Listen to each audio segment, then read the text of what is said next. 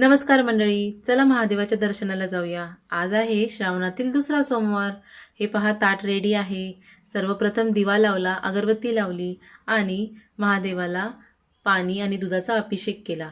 त्यानंतर सगळ्यात महत्त्वाचं म्हणजे आजचे जे शिवमूठ आहेत ती आहे तीळ, ती अर्पण केली, भस्म लावला, त्यानंतर फूल वाहिलं, महादेवाचा आशीर्वाद घेतला, नमस्कार केला आणि आरतीही केली।